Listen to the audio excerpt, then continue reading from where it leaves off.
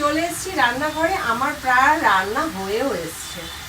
আর তোমরা অনেক ভিডিওতে অনেক বন্ধু কমেন্ট করেছো, সুস্মিতা তুমি ভীষণ পরিষ্কার পরিচ্ছন্ন, খুব গুছিয়ে কাজ করো। হ্যাঁ, ঠিকই বলেছো বন্ধুরা। আমি গুছিয়ে কাজ করতেই ভীষণ পছন্দ করি। মানে সব কিছু ছড়িয়ে ছিটিয়ে থাকবে আমার না একদম ভালো লাগে না। তাতে আমার একটু সময় লাগুক, একটু দেরি হোক, তাও ভালো। তবে চেষ্টা করি একটু ঝটপট করে করবারই। আজকে যেমন রান্না করেছি পেঁপে ভাতে দিয়ে ভাত আর সাথে চিকেন। আর এদিকে দেখো গরম জল বসিয়েছি, মানে চিকেনে দেবো বলে। আমার চিকেনটা প্রায় কষানো হয়ে এসছে। আর তোমরা অনেক বন্ধু এটাও প্রশংসা করেছো যে তোমার চিকেন রান্না দেখলে সত্যি খুব খেতে ইচ্ছে করে, মানে লোভনীয় হয়। কালার দেখে তোমরা প্রত্যেকেই বলো খুব সুন্দর নাকি আমি রান্না করি। হ্যাঁ, সুন্দর রান্না করি কি রান্না করি না সেটা আমি বলতে পারবো না।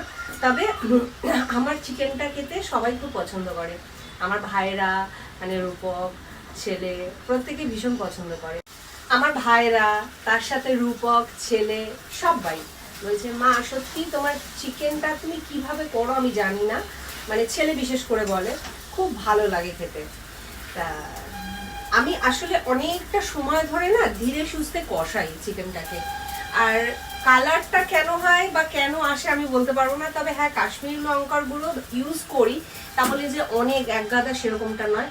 আসলে তেলের মধ্যে না আমি অল্প পরিমাণে একটু চিনি দিই। আর চিনি দিলে, কষানোর সময় চিনিটা দিলে না কালারটা খুব ভালো আসে। আর ধীরে সুস্থে কষাই, যার জন্য চিকেনটা খুব ভালো হয় নাকি খেতে।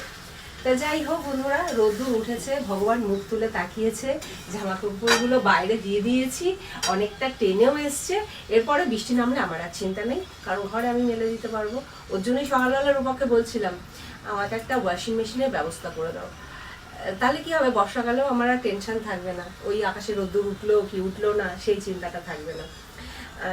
কিছুটা ড্রাই হয়ে আসবে, তারপর আমি তো ঘরে মেলে দিতে পারবো। তা যাই হোক, তোমার বোধহয় ফোন এসছে, ফোনটা রিসিভ করো।